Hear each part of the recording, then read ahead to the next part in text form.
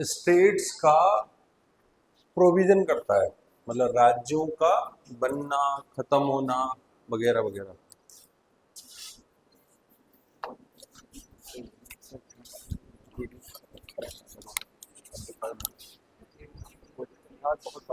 आवाज का इधर से ठीक है। जैसे उत्तरांचल बनेगा, उत्तरांचल का नाम उत्तराखंड हो सकता है, या जम्मू कश्मीर को तोड़ के दो हिस्सों में दो अलग अलग यूनियन टेरिटरी बना सकते हैं। ये सारा प्रोविजन आर्टिकल 3 से ही है। ठीक है, तो ध्यान रखना, इम्पोर्टेंट आर्टिकल है क्योंकि यूज हुआ है बहुत रिसेंट में, कश्मीर को लेके, तेलंगाना को लेके, वगैरह वगैरह। ठीक है, तो पहले आप इसकी लैंग्वेज लिख लो, फिर उस पर बात करते हैं।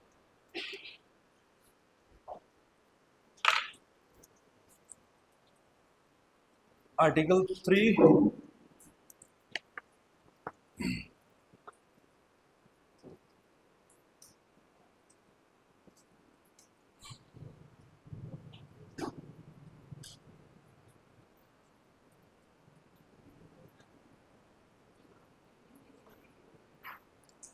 कल जो क्वेश्चन दिया था वो कुछ ही लोगों ने लिखा है, सभी ने नहीं लिखा है।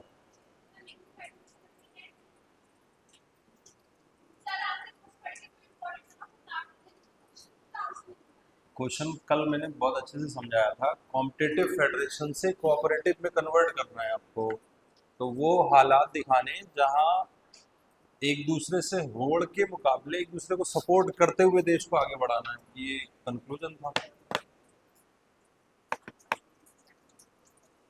अक्षा का आंसर देखना, कुछ कुछ आइडिया मिलेगा, दिखा दो। लिखो, पहले टाइटल बनाओ,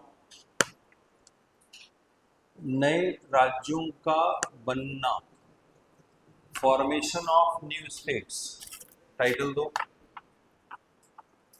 फॉर्मेशन ऑफ न्यू स्टेट्स, नए राज्यों का बनना।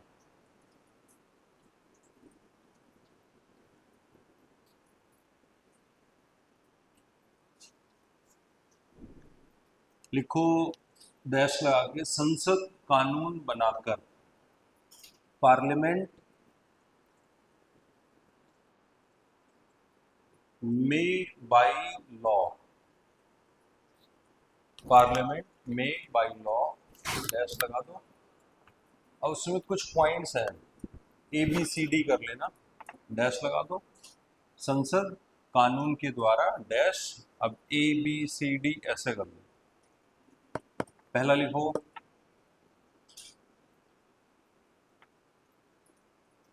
एक नया राज्य बना सकती है, form a new state,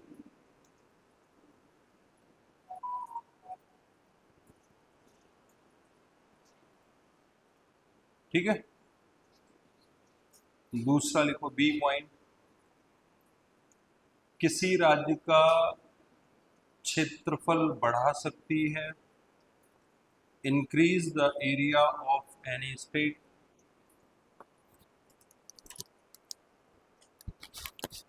C लिखो, किसी राज्य का क्षेत्रफल घटा सकती है,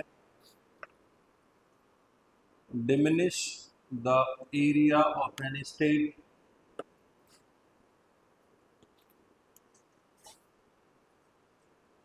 next,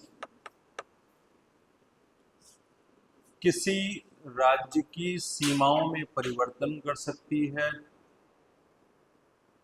alter the boundaries of any state,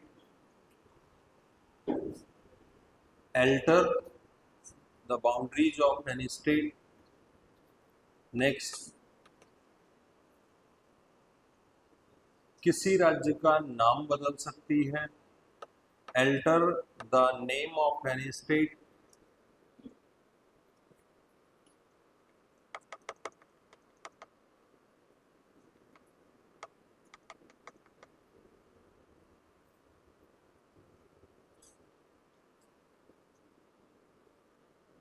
ठीक है, तो जैसे उत्तरांचल बना, उत्तर प्रदेश से काट के बना एक नया राज्य, तो पहला वाला पॉइंट वही बताता है।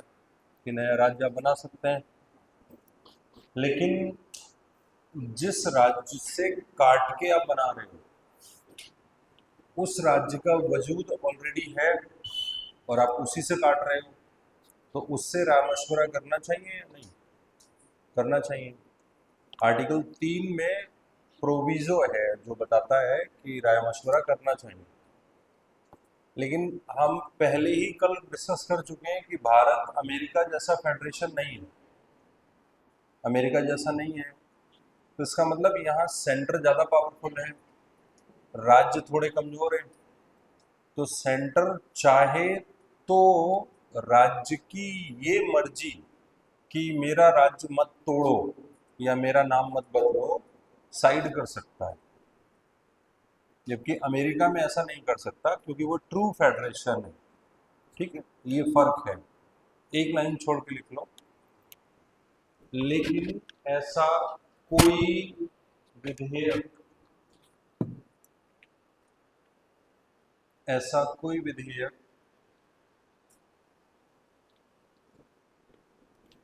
एक निश्चित समय सीमा के साथ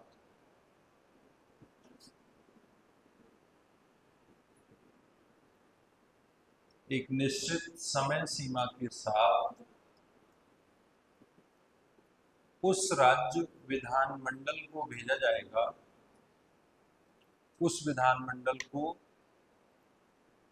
भेजा जाएगा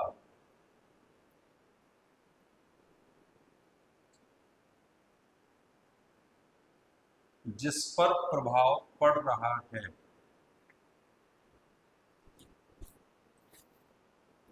But no such bill shall be introduced in the parliament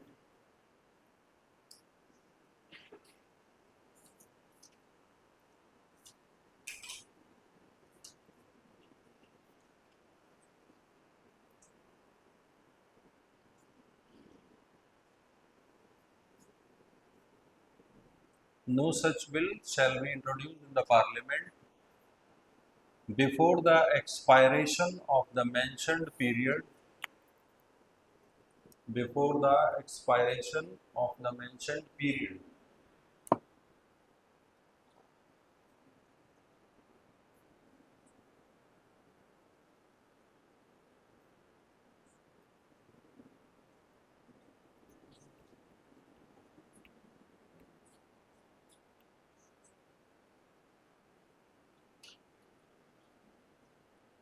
which was forwarded to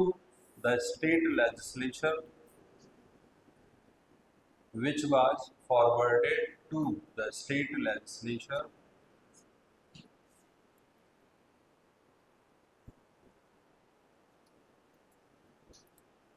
लेकिन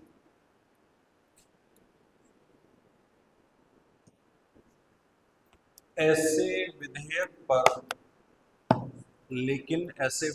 पर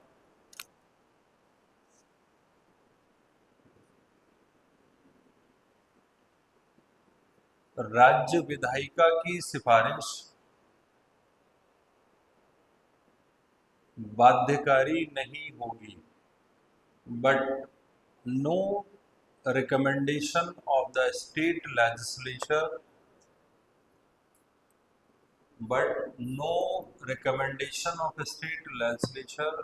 shall be binding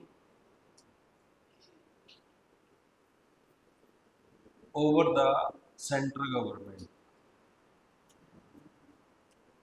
बात समझ गए? हाँ, नहीं समझ में आया? मतलब ये कि जैसे उत्तर प्रदेश से काट के उत्तरांचल बना, तो ये कानून के थ्रू होगा, क्योंकि आपने पहली लाइन में लिखा है संसद कानून के द्वारा, तो कानून लाया जाता है संसद में। जब तक राष्ट्रपति साइन नहीं कर देता तब तक उसको विधेयक कहते हैं, बिल। तो वो बिल संसद में पेश होने से पहले उत्तर प्रदेश के पास आया होगा विधानसभा विधायिका में, फिर उन्होंने कहा होगा कि उत्तरांचल बने, या ये कहा हो कि उत्तरांचल ना बने। दोनों कंडीशन में वो बिल वापस जाएगा और फिर सेंटर चाहे तो राज्य की बात माने चाहे तो ना माने, यही लिखा हुआ है। ठीक है, यानी कि राज्यों की मर्जी नहीं सुनी जाती, सेंस ये। ठीक है, अच्छा, कोई भी राज्य कितने तरीके से बन सकता है ये बताने की जरूरत तो नहीं है भाई। या तो राज्य से राज्य बनेगा काट के, या दो को मिला के बनेगा, या एक यूनियन टेरिटरी को और दूसरे यूनियन टेरिटरी को मिला के बनेगा, या एक यूनियन टेरिटरी एक राज्य को मिला के बनेगा, या कुछ कुछ सब कई सारे राज्यों से लेके नया राज्य बनेगा, यही तो हो सकता है। तो वो लिखने की जरूरत है नहीं। ठीक है, ध्यान ये रखना कि विधायिका को, राज्य की विधायिका को बिल भेजा जरूर जाता है, और राष्ट्रपति संसद में रखवाने से पहले ही भेज देता है कि भाई बता तेरी रजा क्या है, छोड़ दिया जाए, मार दिया जाए, इस सेंस में। तो राज्य कहता है ठीक है बना लो, तब भी ठीक है। वो कहता है ना मत बनाओ, तब भी ठीक है। वो संसद की मर्जी है, एक बार डिसाइड कर लिया ना प्रधानमंत्री ने, तो वो करवा लेगा, किसी भी राज्य को तोड़ सकता है। ठीक है, अब राज्यों के नाम वगैरह बदलना हो वो भी संसद का ही काम है, क्योंकि आप लाइन पढ़ो, पहला ही लिखा हुआ है संसद कानून के द्वारा नाम बदल सकती है, राज्य को तोड़ सकती है, वगैरह वगैरह। क्लियर है? जैसे बंगाल का नाम, मतलब वेस्ट बंगाल जो आज है,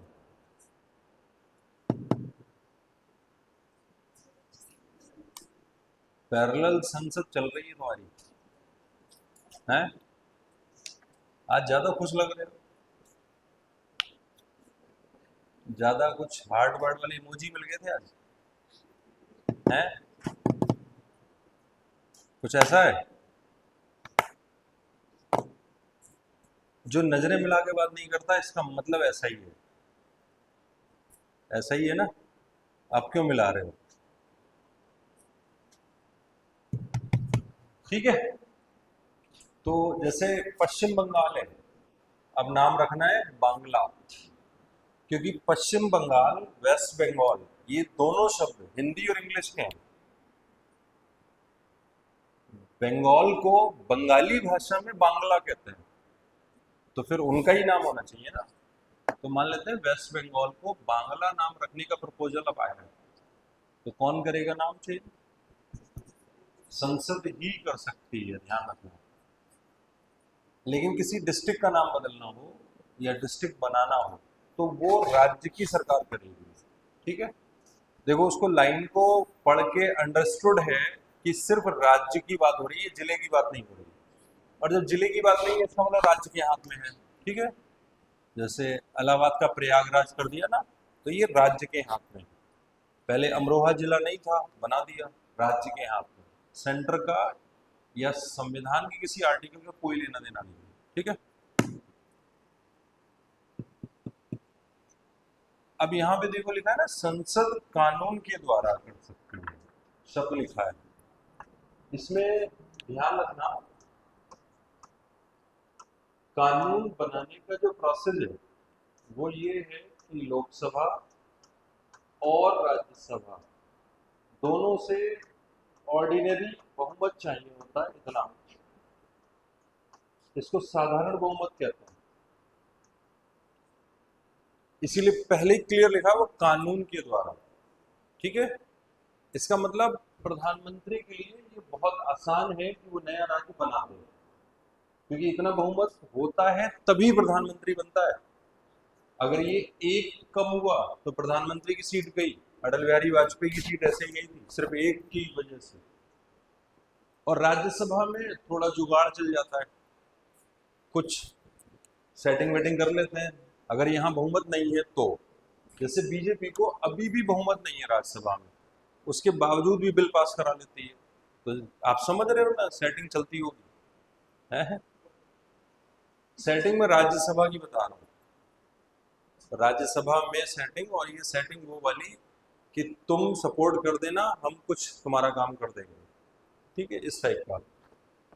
अब एक डाउट ये भी उठता है कि संविधान में एक आर्टिकल है 368, जो बताता है कि संविधान में जब भी आप कुछ बदलाव करेंगे तो वो ऐसे ही कर सकते हैं, और उस प्रोसेस का नाम है संविधान संशोधन, कॉन्स्टिट्यूशनल अमेंडमेंट। ठीक है, देखो आर्टिकल 3 कह रहा है ना नया राज्य बना सकते हैं। तो जब आप नया राज्य बनाओगे तो उस राज्य का नाम भी तो लिखोगे शेड्यूल 1 में, और राज्यसभा में उस राज्य को सीटें भी दोगे, है ना। जैसे यूपी की 31 सीटें हैं राज्यसभा में, तो कोई भी नया राज्य बनाओगे तो उसको सीटें दोगे। जैसे आंध्र प्रदेश से काट के तेलंगाना बना तो तेलंगाना को सीट दी गई। ये सभी राज्यों को है तो आबादी के अकॉर्डिंग सीटें बांटी जाती हैं, ऐसा ही है ना। तो जब आप नया राज्य बना रहे हो या किसी का नाम बदल रहे हो, ऐसा कुछ भी कर रहे हो, ठीक है, तो एक समस्या आएगी कि हम आर्टिकल 3 के तहत या जो आर्टिकल 2 हमने लिखा था उसके तहत कुछ कर रहे हैं, तो क्या इस प्रोसेस से करें? क्योंकि शेड्यूल 1 में जब नए राज्य का नाम लिखोगे तो ये संविधान को बदलने के बराबर नहीं है, कुछ जोड़ना या हटाना हो गया ना, अमेंडमेंट, बदलाव। तो इसी पे बहस हो जाती है और उस बहस में डाउट ना रहे इसीलिए आर्टिकल 4 लिख दिया गया। ठीक है, ध्यान रखना। लेकिन उससे पहले आप इसको समझ लो, संविधान संशोधन एक टॉपिक बनाओ, कॉन्स्टिट्यूशनल अमेंडमेंट।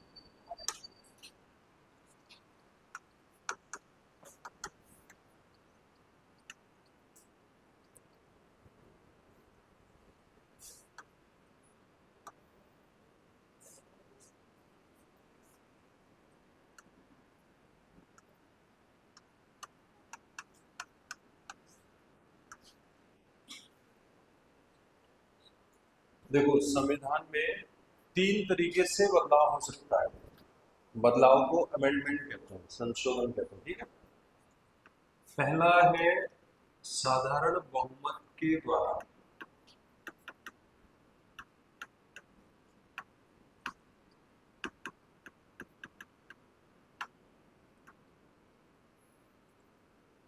दूसरा है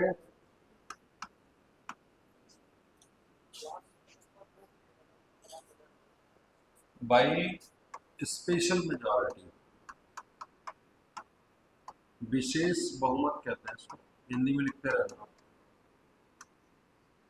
और तीसरा तरीका है बाई स्पेशल मेजॉरिटी, या इसको सुपर मेजॉरिटी भी लिख सकते हो आप अगर लिखना चाहो, प्लस कम से कम आधे राज्यों का सपोर्ट।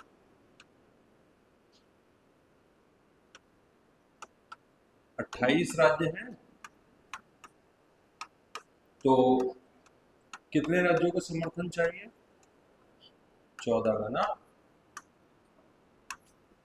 ये 3 तरीके संविधान में है बदलाव करने के, संशोधन करने के। ठीक है, अब देखो आप, ऑर्डिनरी मेजॉरिटी, साधारण बहुमत से जब बदलाव होगा तो जाहिर सी बात है ऑर्डिनरी बात होगी, साधारण बात होगी, है ना।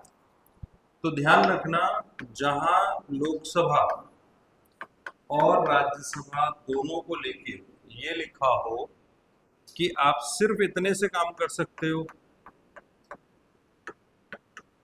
तो इसका मतलब ये है कि वो वहीं पे लिख देगा कि संसद कानून बनाकर, यही तो सब लिखा था आर्टिकल 3 में, आर्टिकल 2 में भी यही सब लिखा हुआ है। तो ध्यान रखना, जहां भी संविधान में लिखा है संसद कानून बनाकर ऐसा कर सकती है, तो समझ लेना वो इस कैटेगरी में आएगा। ठीक है, जैसे आप यहाँ एग्जाम्पल के तौर पे लिख सकते हैं आर्टिकल 2 और 3, इसके एग्जाम्पल है। ठीक है, जो आपने लिखे हैं। अच्छा, ये बात बहुत बड़ी होती नहीं है, साधारण बात है तो साधारण तरीके से हो जाता है, और इसको संविधान संशोधन नंबर नहीं मिलेगा। जैसे आर्टिकल 2A जोड़ा गया तो 2A के लिए आपने 35वां संशोधन, 35वें नंबर का, वो इसको नंबर नहीं मिलता है, ध्यान रखना। क्योंकि ये कैसे बन रहा है, तो कानून तो सामान्य तौर पे पास होते ही रहते हैं, ठीक है। दूसरा, स्पेशल मेजॉरिटी जब लोकसभा और राज्यसभा दोनों से अलग अलग 2/3 बहुमत चाहिए,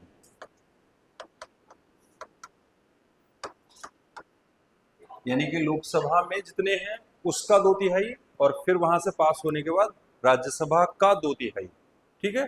जैसे मान लो 543 मेंबर हैं लोकसभा में, तो जो वोट देने आए उसका आपने 2/3 निकाल लिया, ठीक है, ऐसे दोनों हाउस से।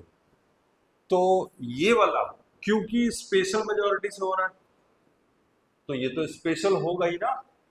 जैसे आर्टिकल 21 के बाद आपने लिखा कि सरकार बच्चों को फ्री शिक्षा देगी, 21A जोड़ दिया, तो 21A जोड़ने से बच्चों का अधिकार बन गया, 6 से 14 साल के बच्चों को अब अधिकार है। तो बड़ी बात है या बहुत हल्की बात है?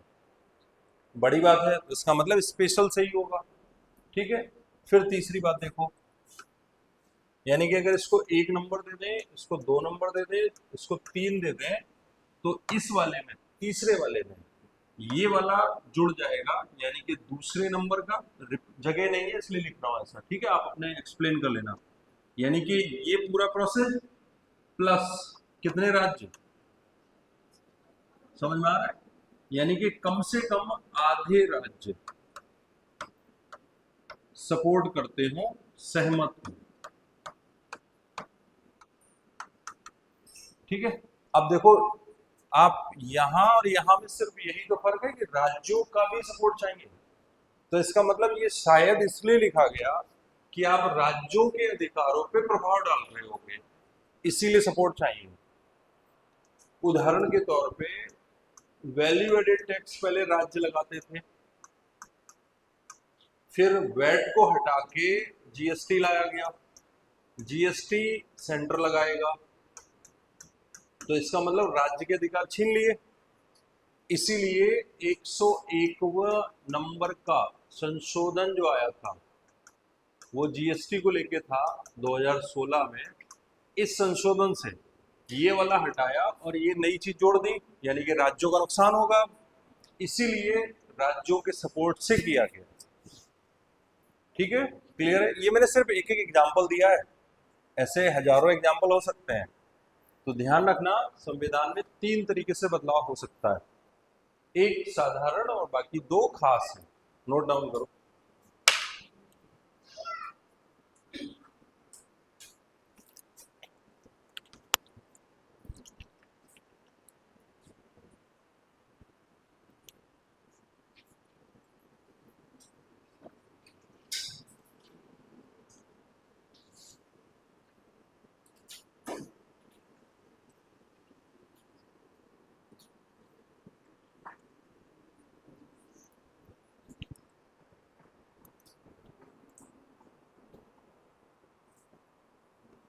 अब आप यहाँ पे इसको नोट करने के बाद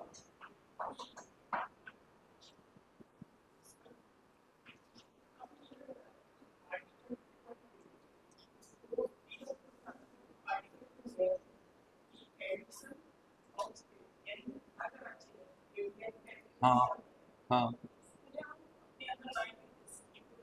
हाँ हाँ ना, साधारण, जैसे गोवा को भारत में ला रहे हो, तो भारत का फायदा है नुकसान है?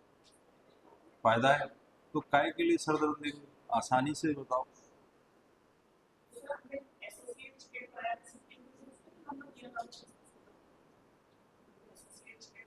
हाँ, उसको दिया था, वो बीच वाले शो को बता दो ना, क्योंकि उससे राज्यों पे तो असर पड़ेगा नहीं, और जो राज्य और राज्यों पर असर पड़ता तो इससे होता। लेकिन संविधान में नई चीज दिखा रहे हो आप, अनोखी, तो आपको दोनों से बहुमत लेना पड़ेगा।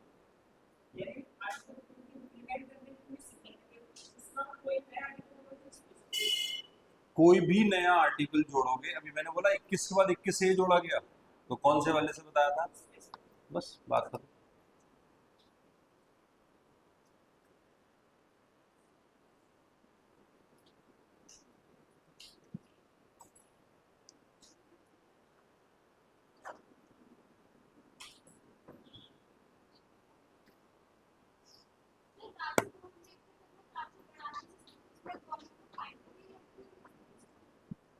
आप बताओ कैसे? नहीं, अच्छा पहले नहीं था। देश किसके लिए है? लोगों के लिए। लोगों की डिमांड है। पहाड़ी कह रहे हैं कि हमें उत्तरांचल दो, हम प्लेन वालों के साथ नहीं रहेंगे। तो ठीक है, तुम्हारा मन है तो चले जाओ। भाई, देश की सरकारें किस लिए बनती हैं? लोगों के लिए। लोगों की डिमांड है, पूरी कर दो बस।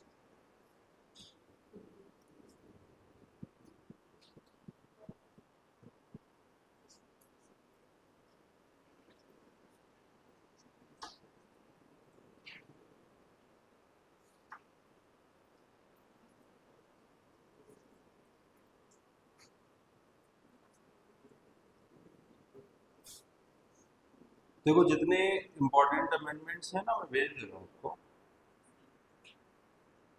आप एक बार फाइल चेक कर लेना और उसके हिसाब से जगह छोड़ देना, कितनी स्पेस में आ जाएगा, ठीक है?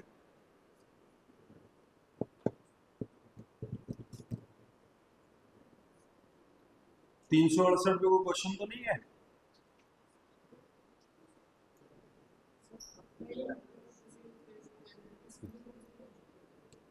कल हमने पढ़ा था ना कि भारत राज्यों का संघ है और भारत में एकात्मक लक्षण ज्यादा है, सेंटर के फेवर में पावर ज्यादा है। तो मैंने वहाँ कई जगह आपको लिखवाया था कि इमरजेंसी के टाइम सारी पावर सेंटर को आ जाती है। और बहुत सारी बातें लिखाई कि गवर्नर भेजते हैं। राज्य ऐसा कोई भी कानून बनाने से पहले गवर्नर साइन के बिना हो नहीं सकता। तो राज्य कोई भी अगर दूसरे देश के साथ जाना भी चाहेगा तो लीगली तो नहीं जा सकता। वो तो सेंटर डिसाइड करता है। संविधान संशोधन होता है 99, 100 नंबर का संविधान संशोधन, यही तो है। बांग्लादेश को हमने कुछ दिया, उससे लिया। हाँ, विशेष वाला होगा। नहीं नहीं, राज्यों से क्या मतलब हुआ उसका? ये बीच वाले से आएगा, राज्यों से। मतलब एक राज्य पे असर पड़ रहा है ना, सब पे थोड़ी पड़ रहा है। तो एक राज्य पे थोड़ा बहुत पड़ भी रहा होगा तो चलता है। हाँ,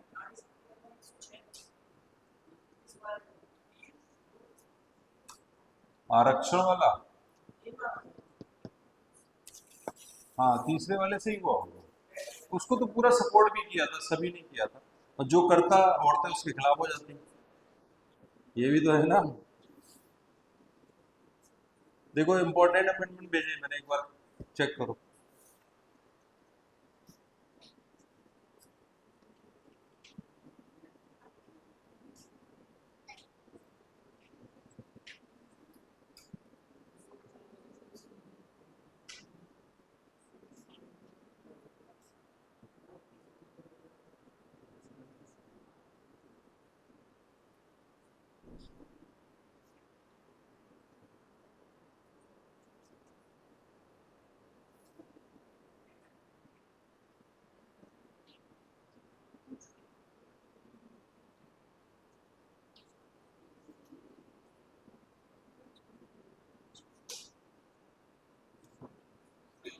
देखो, दो फाइलें हैं।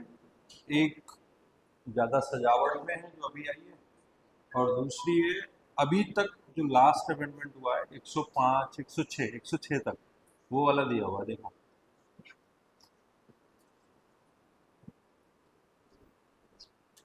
ठीक है, तो अपने हिसाब से एक बार स्पेस थोड़ा छोड़ के, मेरे ख्याल में 2 पेज में आ जाना चाहिए। सारा मत लिखना, काम काम के जिसमें पॉइंट दिए मैं सिर्फ उतना लिखना कि पहले से क्या हुआ, दूसरे से क्या हुआ, तीसरे से क्या हुआ, बस। तो 2 पेज छोड़ दो।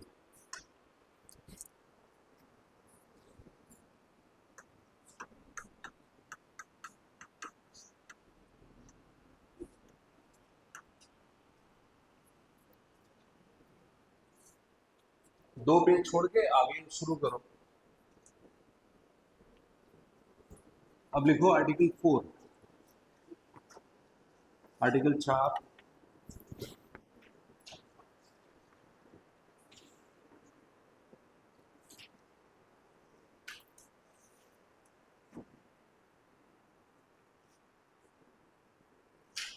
पहले लिखो फिर बताता हूँ। आर्टिकल 2 या 3 में, आर्टिकल 2 या 3 में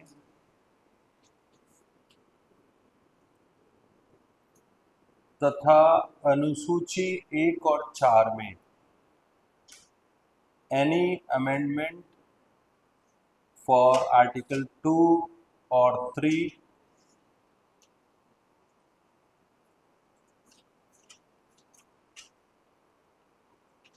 एंड शेड्यूल 1 and 4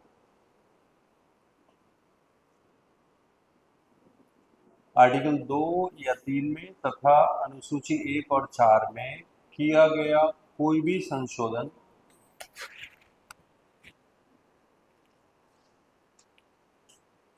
आर्टिकल 368 के तहत एंड शेड्यूल 1 and 4 आर्टिकल 2 और 3 and schedule 1 and 4 comma shall not be an amendment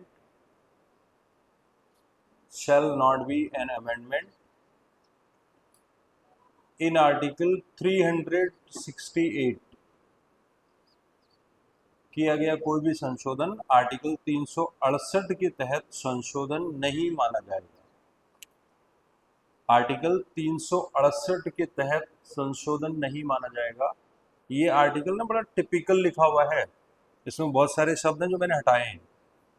जैसे इसमें लिखा है एंसिलरी फैक्ट्स, और इसके अलावा भी बहुत सारे टर्म इसमें यूज हैं, वो वैसे ही समझा दूंगा, आ जाएगा समझ में। देखो आर्टिकल 4 कह क्या रहा है, ये कह रहा है कि जब भी आप आर्टिकल 2 या 3 में कुछ करोगे, तो 2 में हमने एग्जाम्पल लिया था कि हम पाकिस्तान को या उसके किसी शहर को भारत में ला रहे हैं, ठीक है, जैसे गोवा को लाए। ऐसे 3 में हमने एग्जाम्पल लिया था कि हम एक नया राज्य बना रहे हैं, जैसे हमने तेलंगाना बनाया, उत्तरांचल बनाया, ठीक है, या जम्मू कश्मीर को तोड़ा, कुछ भी लिख लो। 2 और 3 क्लियर है क्या करते हैं इनमें, ठीक। अब आगे का सीन ये है कि जब भी आप ऐसा करने बैठोगे, यानी कि आप आर्टिकल 2 का इस्तेमाल करोगे या 3 का इस्तेमाल जैसे ही करोगे, तो अपने आप दो बातें पैदा हो जाएंगी। वो ये कि शेड्यूल 1 और 4 में आपको बदलाव करना पड़ेगा, क्योंकि शेड्यूल 1 में राज्यों के नाम लिखे हैं।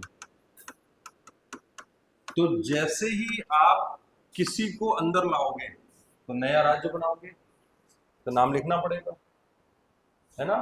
जैसे 28 राज्यों के नाम की लिस्ट है, तो 29वें नंबर पे लिखना पड़ेगा। ऐसे ही जब आर्टिकल 3 का यूज करोगे तो एक नया राज्य बना रहे हो, तो आपको 28वें नंबर पे तेलंगाना लिखना पड़ा। इसका मतलब शेड्यूल 1 में बदलाव हो रहा है, अपने आप होगा, या तो ये या ये, कोई भी यूज करोगे ये अपने आप होगा। फिर जब आप किसी राज्य को बना रहे हो, तो शेड्यूल 4 ये कहता है कि राज्यसभा में उसको सीट होती है कितनी। तो जैसे यूपी की 31 है, तो यूपी के आगे 31 लिखा हुआ है, दिल्ली की 3 है, वगैरह वगैरह। तो जब आपने नया राज्य बनाया तो इसको भी तो सीट दोगे आबादी के हिसाब से, है ना। मान लेते हैं हमने इसको 7 सीटें दे दी, कल्पना करो आप, तो इसका मतलब ये भी चेंज हो रही है। ध्यान रखना, इसके या इसके छेड़छाड़ करने पे ये अपने आप होगा। तो कहीं ऐसा ना हो कि आप भारत में किसी को ला रहे हो या नया राज्य बना रहे हो, तो कोई ये कहने लगे इसमें बदलाव कर रहे हो तो 368 के तहत करो। इसीलिए आर्टिकल 4 क्लियर बताता है कि जब भी ऐसा होगा तो सिर्फ इतने से काम चल जाएगा। यही लाइन आपने लिखी लैंग्वेज में, और यहां समझने के पर्पज से लिखी हुई। क्लियर है, समझ में आ गया। फिर से बताऊं, अगर नहीं समझ में आया फिर से बताऊं, आ गया। जैसे आप नया राज्य बना रहे हो, तो नया राज्य बनेगा आर्टिकल 3 के तहत, या भारत से बाहर से किसी को लाओगे तो आर्टिकल 2 के तहत। तो दोनों कंडीशन में शेड्यूल 1 और 4 बदलनी पड़ेंगी, उसमें जोड़ना पड़ेगा राज्य का नाम और सीटें। तो जब भी आप कुछ ऐसा करोगे, ऐसा कुछ भी, तो वो साधारण कानून से हो जाएगा, संशोधन की जरूरत नहीं है। आर्टिकल 4 ये कहता है, क्योंकि संशोधन का प्रोसेस बहुत टफ है। अभी आपने देखा ना, पहले लिखा था, ये है संशोधन, ये है संशोधन, ठीक है। यहाँ लिख भी लेना, ये भी आर्टिकल 368 में दिया हुआ है और ये भी आर्टिकल 368 में दिया हुआ है, वहीं पे नोट कर लो।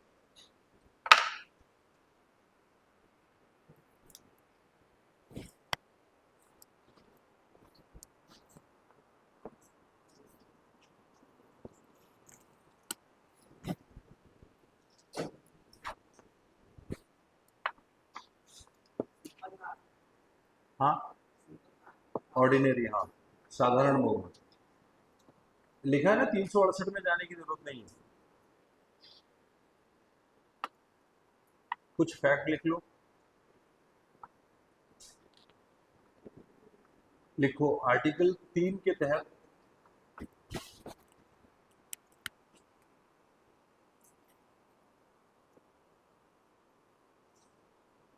जम्मू कश्मीर को 31 अक्टूबर 2019 को 31 अक्टूबर 2019 को 2 केंद्र शासित प्रदेशों में बदल दिया गया। On 31 October 2019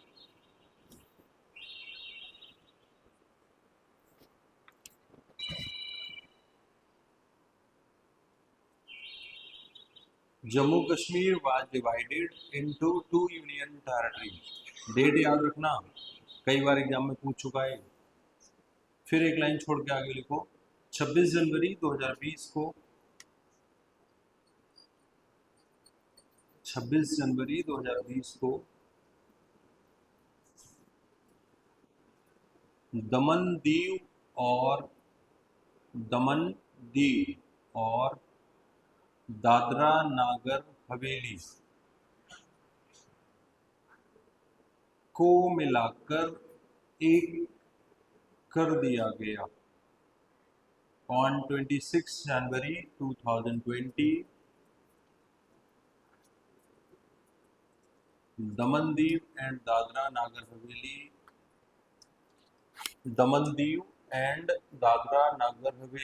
were merged into one union territory।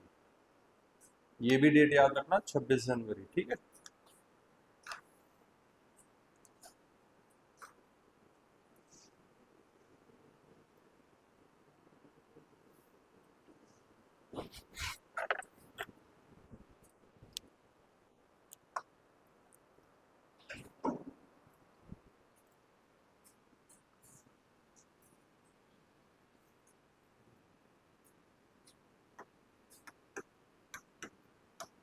एक नया टॉपिक बनाओ जरा,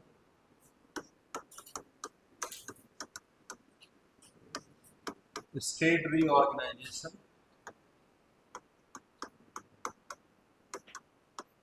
राज्य पुनर्गठन, क्योंकि राज्यों का ही जिक्र आ रहा है ना बार बार, तो उनको रीऑर्गेनाइज कैसे किया गया था।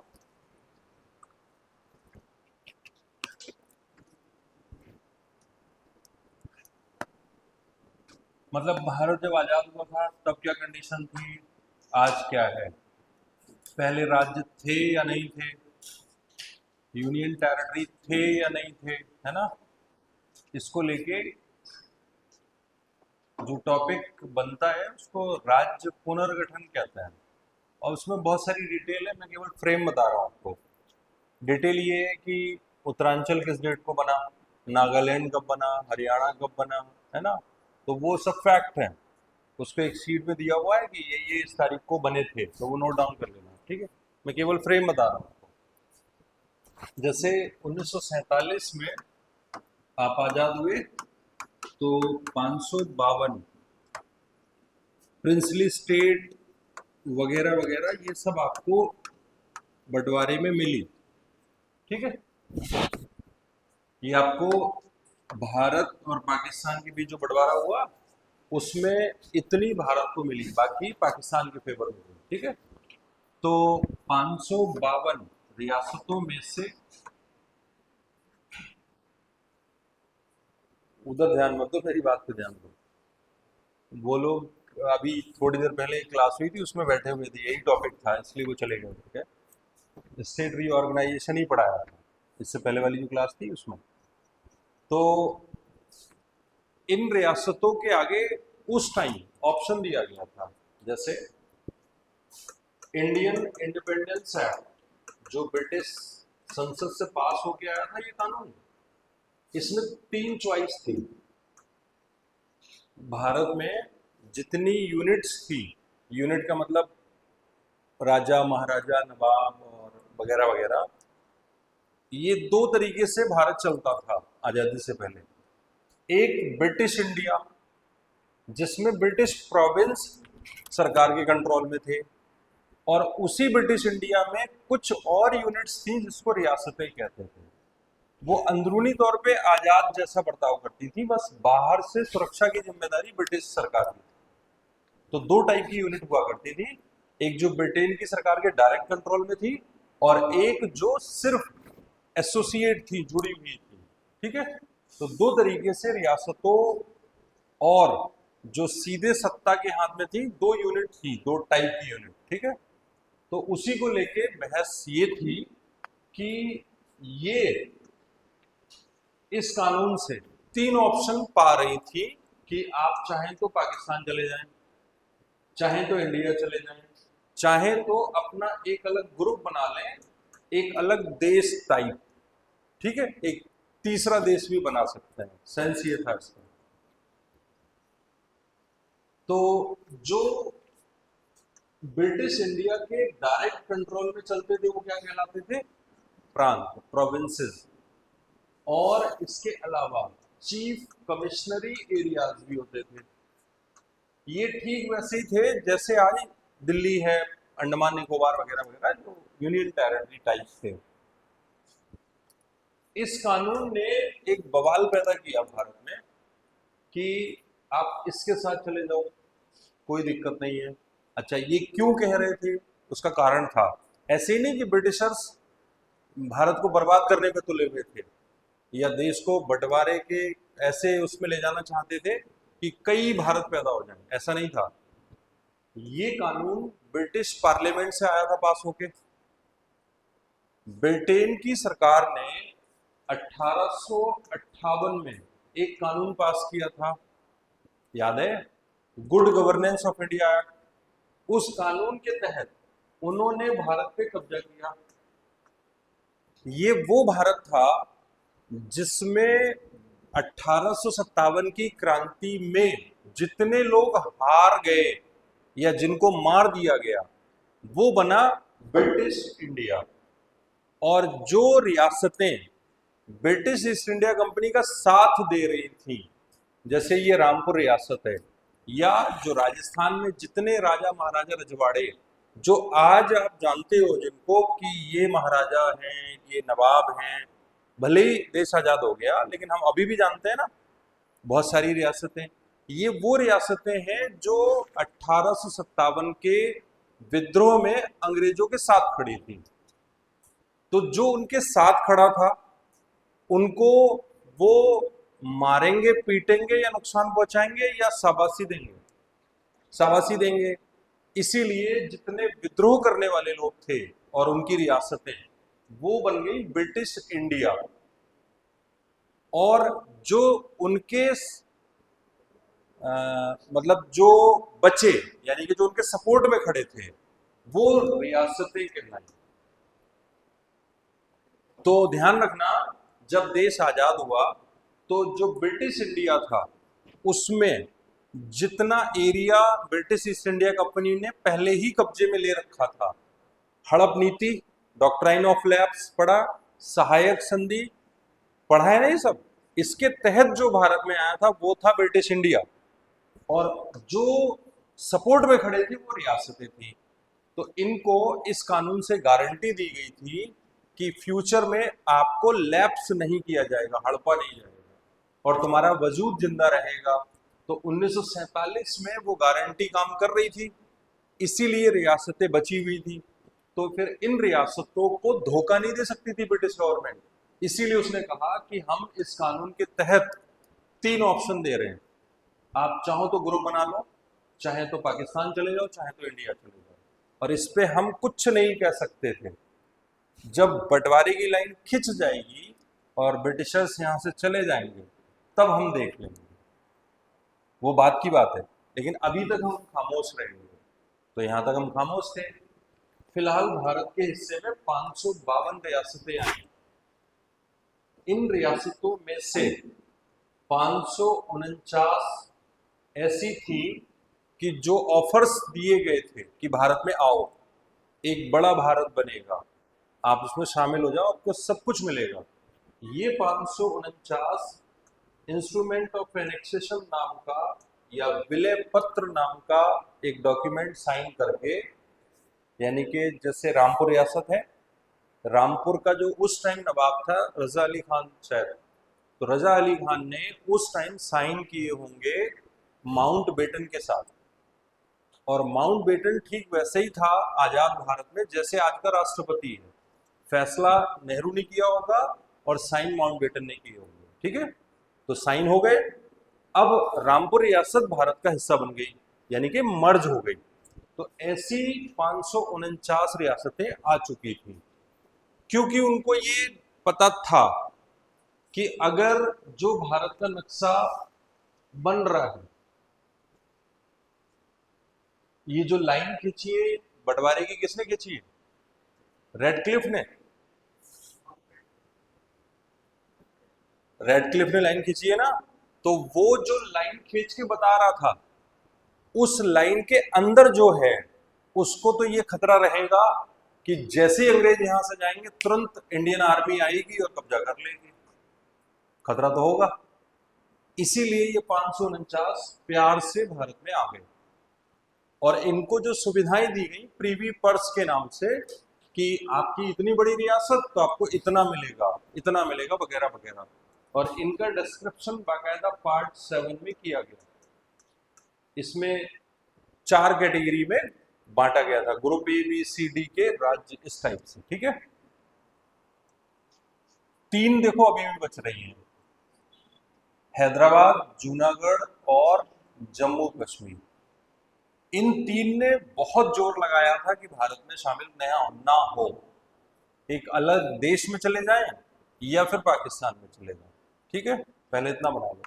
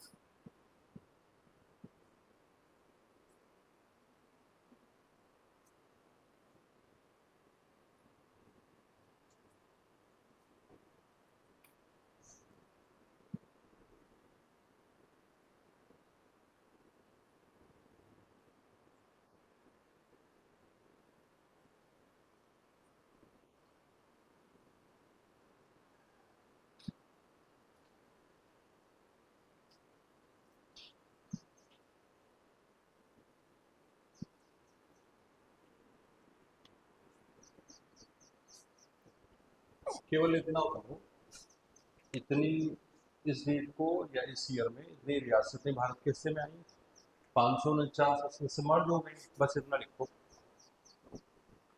हो गया। आगे चले, देखो जो 549 मर्ज हुई और जो 3 बची,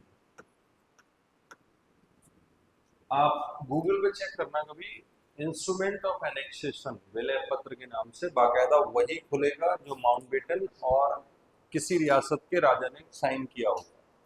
चाहे तो जम्मू कश्मीर का खोल के देखना, दोनों के साइन होंगे उस पर। एक जम्मू कश्मीर, एक हैदराबाद और जूनागढ़।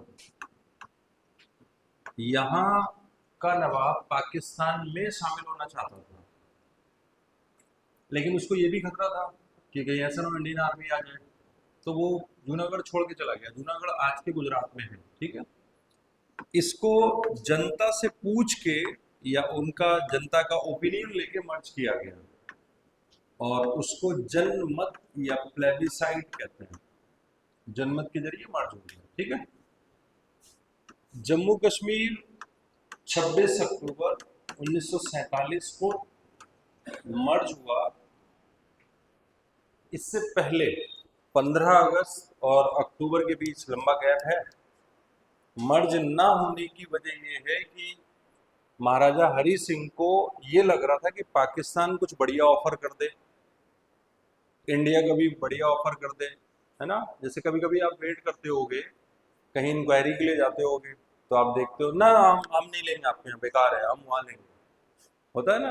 तो वो कहता है सर चलो इतने और कम कर लो, चलो ऑफर दे रहे हैं, होता है। ये ऑफर मांग रहा था, इसीलिए इतना टाइम इसने लिया, अगस्त सितंबर अक्टूबर। ये शायद अभी और पका देता सेंट्रल गवर्नमेंट को अगर पाकिस्तान के लोग कश्मीर में ना घुस गए होते। वो जब सब कबीलाई तौर पे कपड़े वपड़े पहन के, पाकिस्तानी आर्मी के लोग ही घुस गए थे कश्मीर में और श्रीनगर पे कब्जा कर लिया था। अब श्रीनगर पे कब्जा होने का मतलब सब कुछ गया। तब ये वहां से भाग के और फिर भारत में मर्ज होने के लिए बिलबिलाया घूमा है कि जल्दी साइन करवा लो और आर्मी भेजो वहां पर। पहले केवल आर्मी मांग रहा था सपोर्ट में कि कहीं ऐसा ना अटैक हो जाए, तो नेहरू ने कहा पागल समझ रहे हो क्या, पहले साइन करो और हम तुम्हें क्यों क्यों आर्मी दें, वजह कोई वजह तो हो। अगर आर्मी दे देंगे, तुम पाकिस्तान के साथ नहीं भी जाओगे, हम आर्मी दे के पाकिस्तान से तुम्हें बचा लें, तो कल को जब सब कुछ मामला ठंडा हो जाएगा तो तुम तो कहोगे नहीं नहीं मन नहीं है, कह सकते हो ना। इसीलिए ये प्री कंडीशन थी कि पहले साइन करोगे तभी इंडियन आर्मी जाएगी। तो जब साइन हो गए, उसके तुरंत बाद ब्रिगेडियर उस्मान अली नाम के व्यक्ति को इंडियन आर्मी की एक फौज को ले जाके तब भेजा गया, ठीक है। और फिर जैसी इंडियन आर्मी उतरी तो उसने बहुत आगे तक खदेड़ दिया पाकिस्तान की आर्मी को, और जहां तक खदेड़ा उसी को आज आप किस नाम से जानते हैं, समझ गए। जबकि ये कोई चीज है नहीं, ये वो है जहां से आगे का पाकिस्तान ने कब्जा कर रखा है कश्मीर पर, पीओके कहते हैं उसको, और इससे इधर का कश्मीर हमारे पास है। वैसे तो ये पूरा है, लेकिन ये मामला उठ गया था फिर इंटरनेशनल लेवल पे, यूनाइटेड नेशन में भी उठा। इसी वजह से इस लाइन को फिलहाल बीच की लाइन मान लिया गया कि अभी फिलहाल नहीं, रुक जाओ, जिसके पास जो है वो उसका है। और इंटरेस्टिंग बात यह है कि ब्रिगेडियर उस्मान अभी तक इंडियन आर्मी का कोई सबसे बड़ा अधिकारी जो बैटल ग्राउंड में शहीद हुआ है यही व्यक्ति है। अभी तक इस रैंक का अधिकारी बैटल ग्राउंड में शहीद है, गोली लग गई थी, ब्लीडिंग हो रही थी बहुत, उसके बावजूद भी वो आदमी वहां से हिला नहीं। और मोहम्मद अली जिन्ना ने ऑफर किया था कि पाकिस्तान आ जाओ, पाकिस्तान आर्मी का हेड बना दूंगा, जनरल बना दूंगा। उन्होंने कहा अभी बताता हूँ। तो पाकिस्तान की आर्मी को ये लोग सोचो, इतनी ब्लीडिंग और वहीं डेथ हो जाती है उस आदमी की, शहीद हो जाता है वहां पर। तब भी आखिरी सांस तक उसने हिम्मत नहीं हारने दी सोल्जर्स की, कहना जहां तक खदेड़ सकते हो खदेड़ के आओ, मैं यहीं बैठा हूं। पोजीशन जानते हैं क्या थी उस आदमी की बैठने की? सहारा लेके ऐसे बैठा हुआ था, पुल होता है छोटा सा, छोटी छोटी नदियों नहर, उसके सहारे ऐसे बैठा हुआ था, और ऐसे ही डेथ हुई है। जब सोल्जर आए ना लौट के, तो ऐसे ही डेथ हुई है, ऐसे ही फिर लाए, ठीक है। वो खैर एक अलग बात है। ये देखो, अब इसका नंबर था, इसने टाइम मांगा था 1 साल का। हैदराबाद के रूलर निजाम कहलाते थे, जैसे कई जगह नवाब होता है, कई जगह बादशाह महाराजा, ये निजाम कहलाता था। इसने टाइम मांगा था कि भाई मुझे 1 साल का टाइम दे दो, मैं सोच के बताऊंगा। इसका इरादा था शायद पाकिस्तान में मर्ज होने का, लेकिन ये बड़ा इलॉजिकल है। जैसे भारत का नक्शा बना, हैदराबाद यहाँ है, पाकिस्तान एक इधर है, एक पाकिस्तान इधर है। ये पॉसिबल ही नहीं था कि ये जा सकता, और अगर जाता भी तो एक ना एक दिन या तो भारत कब्जा करता या ये टूट के अलग हो जाता। जैसे ईस्ट पाकिस्तान टूट के बांग्लादेश बन गया, हुआ ना ऐसा। तो ये हालात इनके यहाँ भी ऐसे बनने वाले थे। जब नेहरू और वल्लभ भाई पटेल को लगा कि ये 1 साल हो गया कोई जवाब ही नहीं दे रहा है, और वहां दंगे भड़कने लगे जब हिंदू मुस्लिम के नाम पे, तब भारत सरकार ने कहा नहीं, अब आर्मी भेजनी पड़ेगी। और इसने हिंदू मुस्लिम दंगे जो कराए थे, उसके पीछे जो मकसद था वो यही था कि कैसे भी करके हम अपने आप को बचा ले जाएं, मतलब एक रियासत के रूप में अपने आप को बचा लें। वजह ये थी कि उस टाइम हिंदुस्तान की सबसे बड़ी रियासत यही थी। अभी भी पता नहीं कितना बड़ा खजाना इस रियासत के पास है, अभी भी हैदराबाद के पास। दुनिया में, अच्छा अंदाजा लग जाएगा आपको, आपने उस्मानिया सल्तनत का नाम सुना है? ऑटोमन एम्पायर, बहुत बड़ा एम्पायर हुआ करता था। उस एम्पायर की बेटी से शादी हुई है हैदराबाद के निजाम की। अब आप अंदाजा लगा लो कितना बड़ा आदमी होगा ये। आज जो टर्की है, टर्की को पहले उस्मानिया सल्तनत कहते थे। उस घर की बेटी से इस आदमी की शादी हुई है, तो ऐसी तो नहीं हुई होगी ना। बताया जाता है कि इनका, इस निजाम फैमिली को हीरे जवाहरात और जेम्स वगैरह का बड़ा शौक रहा था। तो दुनिया में सबसे अच्छे जो जेम्स हीरे वगैरह होते हैं वो इन्हीं लोगों के पास है। इनका खजाना लंदन में है, अभी उसका विवाद चल रहा था वो। और दूसरा, हैदराबाद में भी जो इनका पैलेस है ना, महल, उसमें भी बहुत सारा माल है। ठीक है, तो सोच सकते हैं चलने के लिए। कुल मिला के ये भी मर्ज हो गए, ऑपरेशन पोलो चलाना पड़ा तब मर्ज हुए। इंडियन आर्मी ने ऑपरेशन चलाया पोलो, तब मर्ज हुआ। ठीक है, ये कहानी बढ़िया चल रही है, देश आजाद हो चुका है, धूमधाम से सब सेलिब्रेट कर रहे हैं, वाह आजाद हो गए। लेकिन भारत में ठल्लों की कमी नहीं है, खाली आदमी की। और सोचो 1947 में कितना खाली होगा आदमी, जब आज इतना खाली है कि दिन भर रील्स देखता रहता है, तो उस टाइम कितना खाली होगा। मेरे पापा दिन भर रील्स देखते रहते हैं बैठे हुए, रात भर रील्स देखेंगे और सुबह वो 6 बजे सोते हैं। तो सोचो उस टाइम क्या होता होगा। उस टाइम तो कोई काम धंधा ही नहीं था लोगों को, आज तो फिर भी थोड़ा बहुत काम है, उस टाइम तो रील्स भी नहीं थी। तो 1948 में कुछ मांगे उठने लगी कि भाषा के आधार पर राज्य बनाए जाए। अलग अलग भाषा के लोग दूसरी भाषा वालों के साथ रहना नहीं चाह रहे थे। इसी विवाद को देखते हुए नेहरू ने एक कमीशन बनाया, उसको कहते हैं एस.के. धर कमीशन। एस.के. धर एक व्यक्ति का नाम है, उन्हीं के नाम पे इसको कहा जाता है।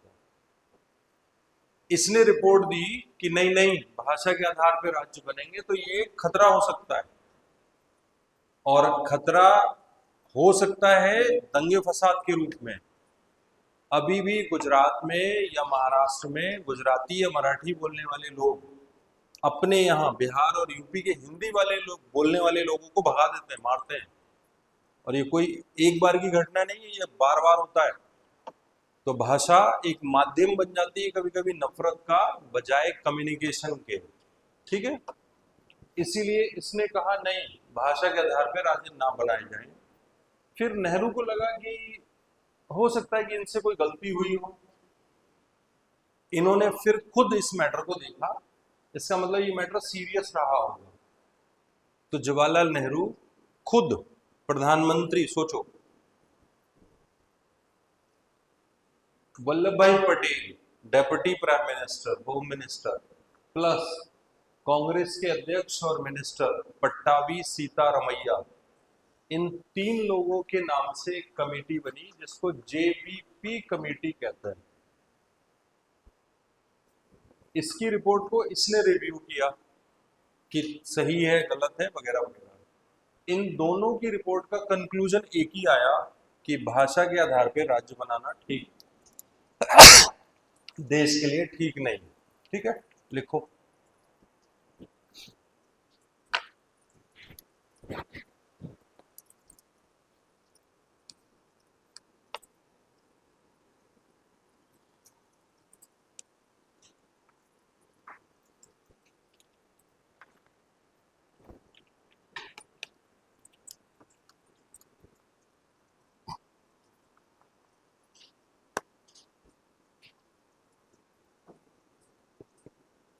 मान लिया? अच्छा, बनाते चल रहे हो साथ में?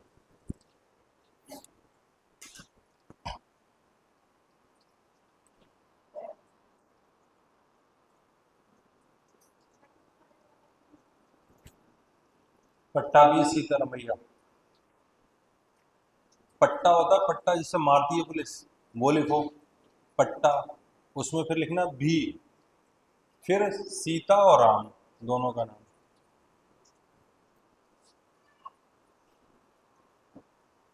बना लिया? उसमें लिखो आगे,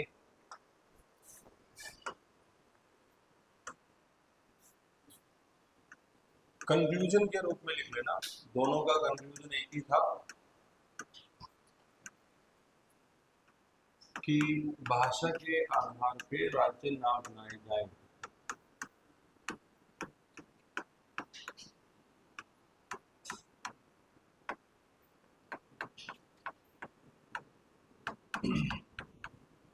ठीक है, अब देखो, जनता जो मांगती है ना और सरकार नहीं देती है, तो जो छोटे छोटे नेता होते हैं और उनके ऊपर जो बड़े नेता बड़े नेता बड़े नेता, ये उकसाहट नीचे से ऊपर जाती है। तो ये आग जो सुलग रही थी ना भाषा के आधार पर राज्य बनाने की, ये कांग्रेस में ही, कांग्रेस पार्टी में ही आवाज उठने लगी कि नहीं नहीं, भाषा के आधार पर राज्य बनने चाहिए। इसीलिए जो आज जिसको हम तमिलनाडु कहते हैं, पहले उसको मद्रास प्रोविंस कहते थे, मद्रास प्रांत, वहां कांग्रेस का एक बड़ा लीडर जिसको पोटी श्रीरामलू कहते थे,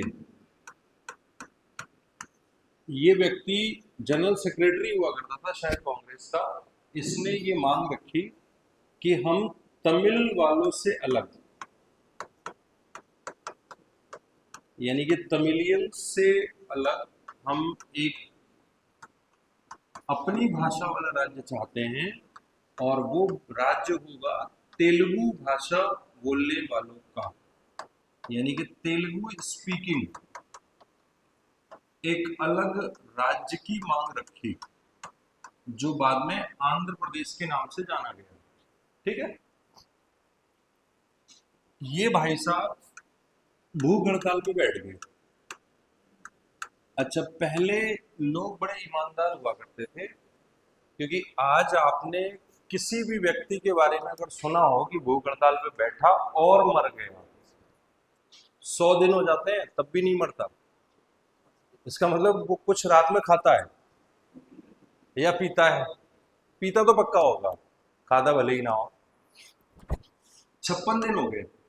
अच्छा, कांग्रेस का ही आदमी है, तो नेहरू ने शायद फिर भी तवज्जो नहीं दिया कि ये डिमांड उठ रही है तो कल को कोई बड़ा बवाल खड़ा कर सकती है, उन्होंने इग्नोर कर दिया। 56 दिन जब हो गए तो 56 दिन कंप्लीट होने से पहले 56वें दिन इस व्यक्ति की भूख हड़ताल से डेथ हो जाती है।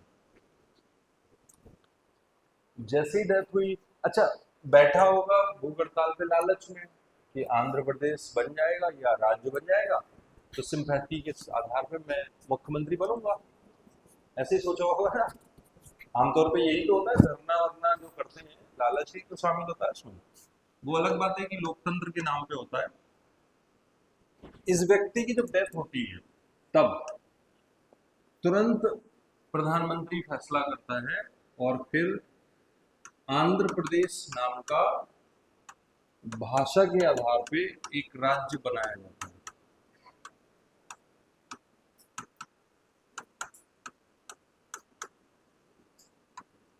तो यही नोट कर लेना, भाषा के आधार पे पहला राज्य कौन सा बनता है?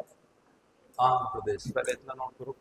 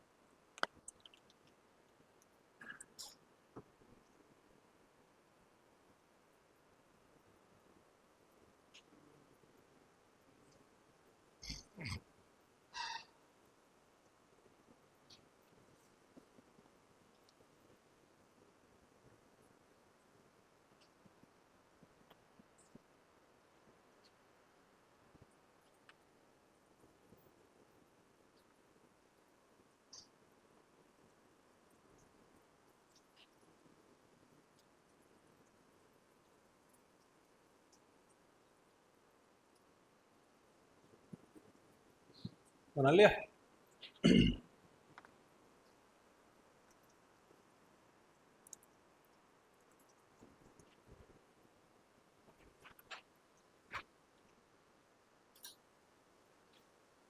हो गया? ठीक है, अब आगे देखो। जब आंध्र प्रदेश राज्य बन गया तब नेहरू को लगा कि शायद अब वक्त के हिसाब से हालात पैदा हो चुके हैं कि भाषा के आधार पर राज्य अगर नहीं बनाए तो फिर ये आज बवाल हुआ है एक, कल को हर जगह यही बवाल दिखेगा भारत में। इसीलिए उन्होंने पहला राज्य पुनर्गठन आयोग बनाया।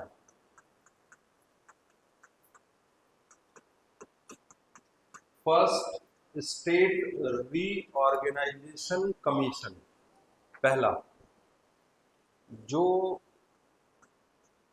चेयरमैन थे इस कमीशन के, उनका नाम था जस्टिस फजल अली, और इसमें 2 मेंबर और थे। एक का नाम था हृदय नाथ कुंजरू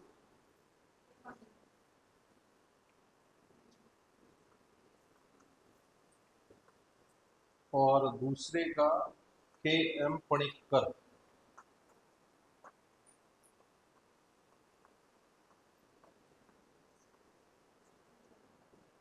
ठीक है। इस कमीशन ने जो रिपोर्ट दी, पहले इतना बना लो।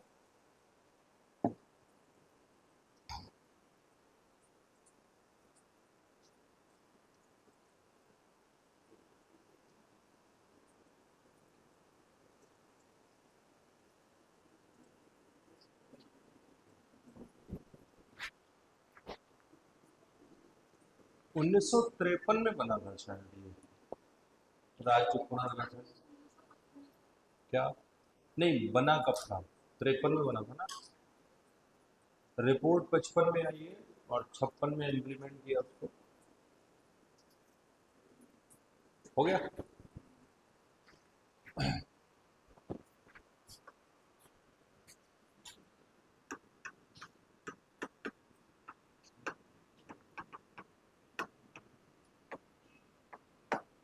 इस पहले राज्य पुनर्गठन आयोग ने जो रिपोर्ट दी, उसने कहा कि प्रशासन और भाषा को आधार बनाते हुए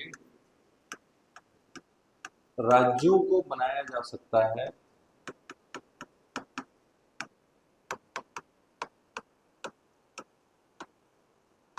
ठीक है, यही सुनना चाहते थे लोग।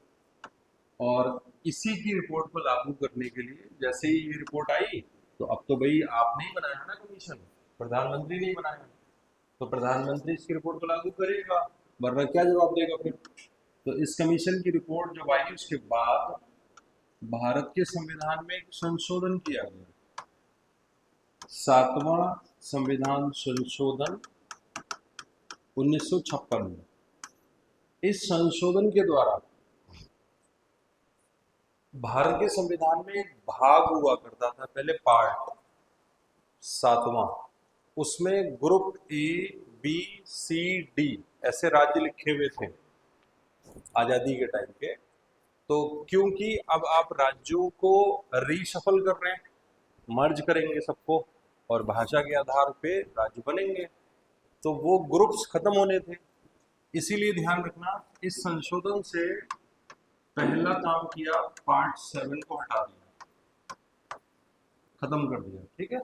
दूसरा, इसी संशोधन से पहली बार एक नई यूनिट के रूप में 14 राज्य, 14 स्टेट्स और 6 यूनियन टेरिटरी, केंद्र शासित प्रदेशों को बनाया गया। ऐसा पहली बार हुआ, ये शब्द पहली बार आया, ठीक है। 14 राज्य बने और 6 यूनियन टेरिटरी बने। ये बने थे प्रशासन की सुविधा के आधार पर और ये बने थे भाषा के आधार पर, ध्यान रखना। फिर अगर आज की बात करें तो 2025 में कितने राज्य हो गए? 28 राज्य हो गए और 8 यूनियन टेरिटरी हो गई, ठीक है। इस तरीके से राज्य पुनर्गठन आयोग को समझना, बनाओ।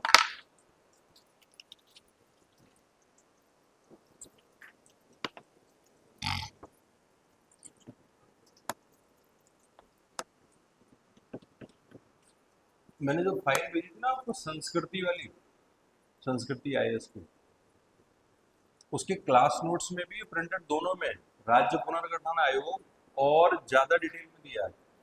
जैसे कभी कभी पूछ लेता है नागालैंड कब बना, अरुणाचल कब बना, तो वो उसमें दिया हुआ है, आप उसको नोट जरूर कर लेना, ठीक है।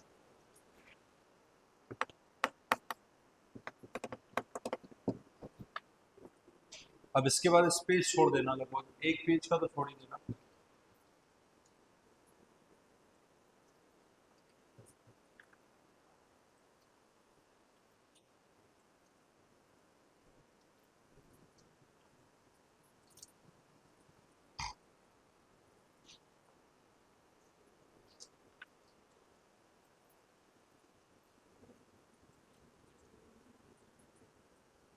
हो गया?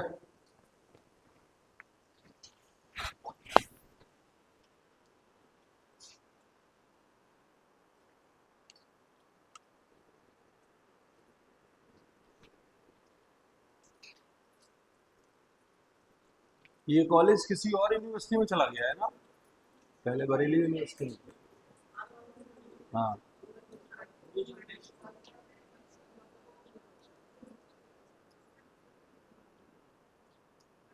नक्सलवाद तो अलग इशू है। नक्सली क्या मांगते हैं? क्या मांग क्या है? हाँ, आपको पता है क्या मांगते हैं? आपको मालूम है क्या मांगते हैं? अपने अधिकार में क्या मांगते हैं, मुझे पूछ रहा हूँ। नक्सली लोग इस देश में अपनी सत्ता लाना चाहते हैं और हथियार के बल पे लाना चाहते हैं, और भारत लोकतंत्र है तो टकराव होगा, तो इसीलिए उनको विद्रोही, मिलिटेंट वगैरह कह देते हैं, ठीक है। उन्होंने जो रास्ता इख्तियार किया वो गलत था, उन्होंने हथियार उठाए सरकार के खिलाफ। तो वो क्या कहते हैं, उनकी डिमांड से कोई लेना देना नहीं,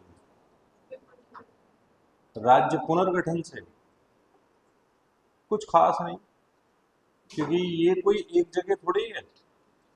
वेस्ट बंगाल से लेके महाराष्ट्र तक रेड बेल्ट है पूरी, तो अब किस किस जगह पे आप मानोगे और किस टाइप की मानोगे? उनके साथ अन्याय हुआ था, इसीलिए आंदोलन के रूप में उभरा है, लेकिन उन्होंने जैसे ही हथियार उठाए वो गलत कर दिया, ठीक है। माओ को लीडर मानते हैं अपना वो, तो वो कहता है कि सत्ता बंदूक की नली से निकलती है, तो भारत लोकतंत्र है, यहाँ बंदूक का क्या काम है? हाँ, हाँ, और लोकल डिमांड बढ़ गई।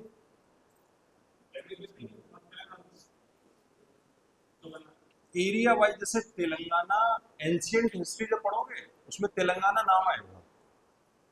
एक पर्टिकुलर एरिया जो आज तेलंगाना में है, यहाँ के लोगों का कल्चर जो और आंध्रा के लोग हैं उनसे डिफरेंट था। और ये ऐतिहासिक रूप से प्राचीन काल का इतिहास जब पढ़ो उसमें आएगा। तो उनकी अपनी डिमांड्स थी, इसीलिए उन्होंने आंध्रा से भी अलग होने का प्लान किया। ठीक है। हाँ हाँ, ये तो होता ही है, मतलब अपनी अपनी डिमांड रखते हैं। हाँ, दोबारा बोलो। हाँ, नहीं तो वो भाषा, मतलब वहां धर्म इन्वॉल्व था। हाँ हाँ हाँ, वो तो होना ही था। मौलाना अबुल कलाम आजाद ने बंटवारा होते ही कहा था कि जो आज ईस्ट पाकिस्तान है ये ज्यादा दिन रहेगा नहीं पाकिस्तान के साथ। उन्होंने कहा था कि ये हो सकता है 10-20 साल में ही अलग हो जाए, और उनकी बात सही भी साबित होगी। 1971 में अलग हो गया, 20 साल हुए मुश्किल से। नया टॉपिक बनाओ। सबसे इंपॉर्टेंट टॉपिक है मूल अधिकार।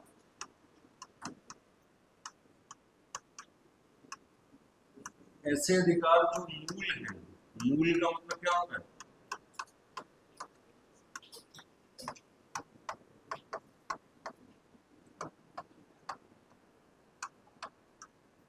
मूल का मतलब कौन बताएगा? मूल, आदिवासी लोग कंद मूल खाकर जिंदा रहते थे।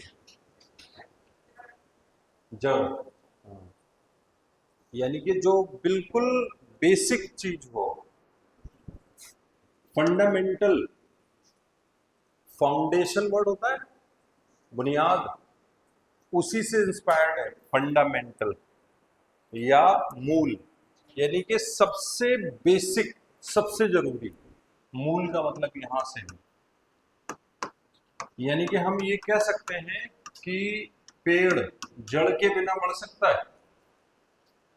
तो पेड़ के सारे भाग में सबसे ज्यादा इंपॉर्टेंट क्या होगा? क्योंकि पानी, मिनरल्स वगैरह सब जड़ के रोए ही पहुंचाते हैं पेड़ तक। इसीलिए इसको आम बोल चाल में जिसको जड़ कहते हैं उसको फॉर्मल भाषा में मूल कहते हैं। यही है ना, कंद मूल। कंद मतलब जो ट्यूबर होता है उसका, वो और नीचे की, उसको मूल कहते हैं। इसी से समझना कि भारत के संविधान में क्यों मूल शब्द लिखा है या फंडामेंटल लिखा है, जबकि इंसानों को इंसान होने के नाते जो अधिकार दिए जाते हैं वो ऐसे राइट्स जो इंसानों को ही हों उन्हें ह्यूमन राइट कहा जाता है। जबकि भारत के संविधान में ये शब्द नहीं है, ह्यूमन राइट शब्द नहीं है।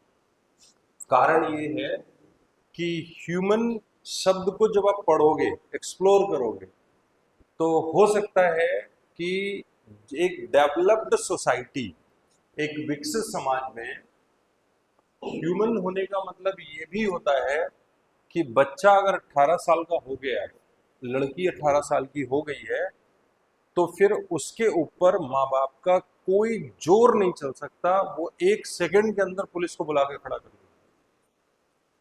तो हो सकता है कि मानव की गरिमा से जुड़े हुए इतनी बातें हों, जो भारत जैसा देश जहां इतनी बड़ी आबादी है, जस्ट अभी आजाद हुआ है, तो अगर ह्यूमन होने के नाते राइट देने बैठ गए तो फिर थोड़ा भी पढ़ा लिखा आदमी सीधे वेस्टर्न वर्ल्ड, पश्चिमी दुनिया के अधिकार मांगने लगेगा।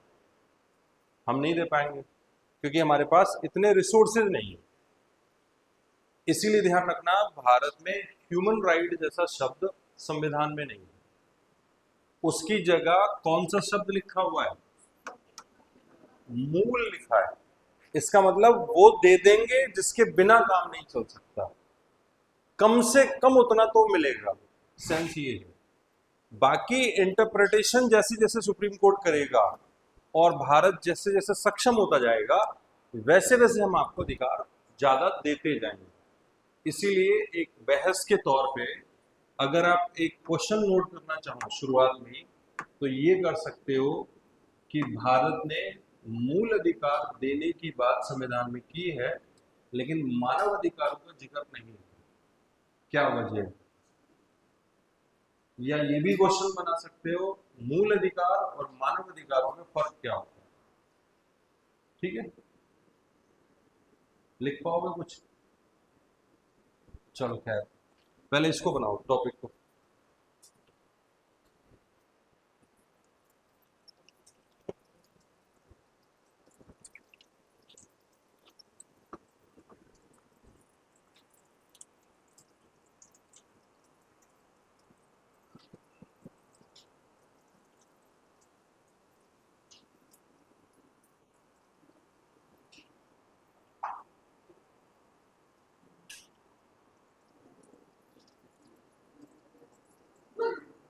सुना?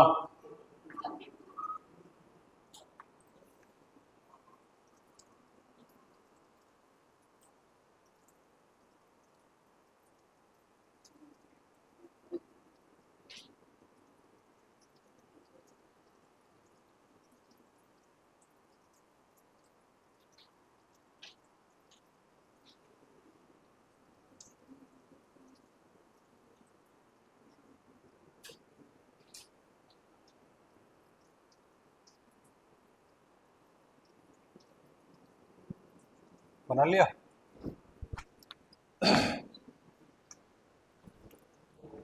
देखो,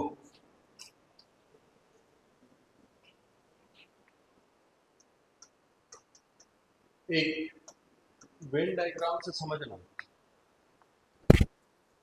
अधिकार, सपोज करो ये वेन डायग्राम मैंने अधिकारों का बना दिया, ठीक है। इसी में से मैंने एक कैटेगरी दूसरी बनाई,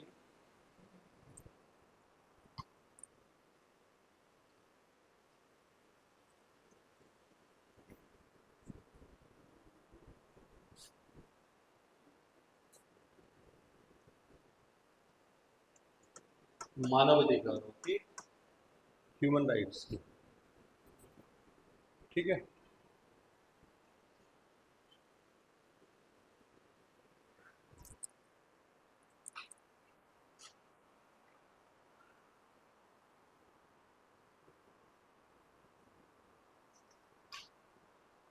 इसी में एक और कैटेगरी बना दी, फंडामेंटल राइट की, मूल अधिकारों की।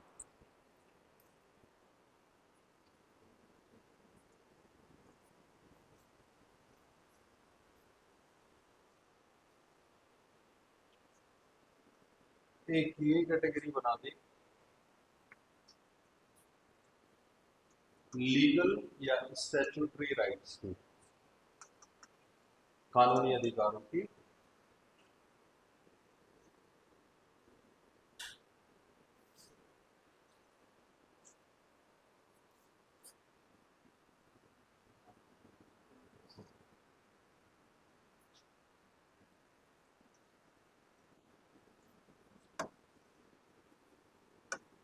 फिर एक और कैटेगरी बना दी, कॉन्स्टिट्यूशनल राइट्स की,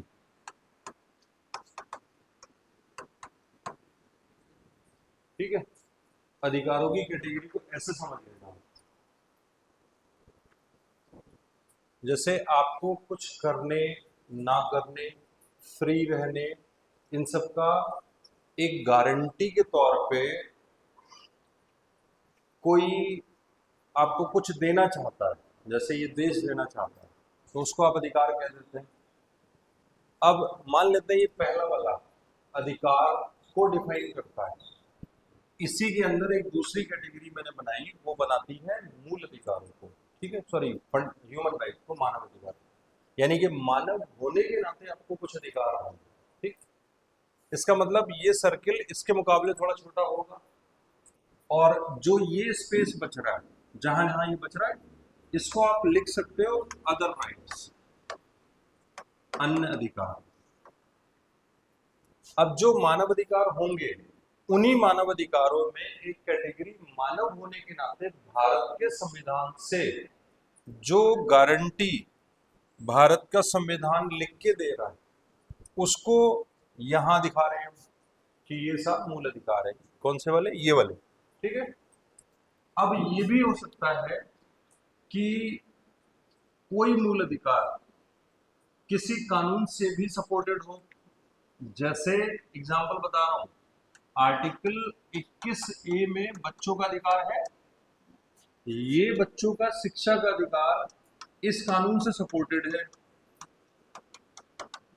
2009 में ये कानून बना, तो इसका मतलब कोई मूल अधिकार कानून से भी सपोर्टेड हो सकता है। तो देखो यहाँ सर्किल कुछ कुछ आपको सूट कर रहा है, लीगल राइट वाला। अब ये जो लीगल राइट वाला स्पेस बन रहा है कानून में लिखे अधिकारों का, ये हो सकता है कि कोई भी ह्यूमन राइट कानूनी अधिकार भी हो, ये भी हो सकता है कि कोई मूल अधिकार कानूनी अधिकार भी हो, और ये भी हो सकता है कि कोई कानूनी अधिकार कानून में लिखा अधिकार इन दोनों में से कोई ना हो। ये वाला स्पेस समझ में आया? क्लियर है? एक बार फिर से देखो और जज करो, समझ में आएगा, कैटेगरी समझ में आएगी बहुत अच्छे से। अगर आप इसको नहीं समझ पाए तो फिर अगली क्लास में बताऊंगा, लेकिन ये समझना जरूरी है। इससे आपको जो ग्रेविटी है ना राइट्स की, वो ग्रेविटी समझ में आएगी। फिर से सर्किल बनाते वक्त आराम से सोचना, जैसे सर्किल यहां बना है ऐसे दिमाग में बनाना। अच्छा ये ऐसे है, फिर ये है, फिर ये है, फिर इसका रिवर्स ऑर्डर निकालना। वो ये कि क्या ये है या नहीं है, क्या ये है तो कुछ और भी है। समझ में आ रहा है? ठीक है, चलो। हाँ हाँ, ठीक है, चलो अगली क्लास में मिलते हैं।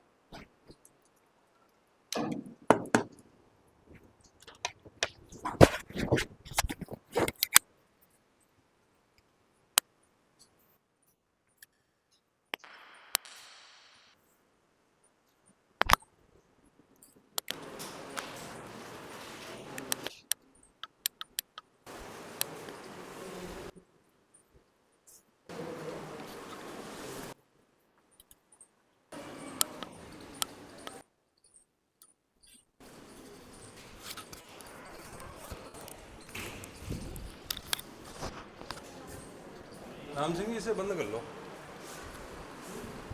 इसे बंद कर लो। बंद तो मैंने भी ना कर लिया अभी तक।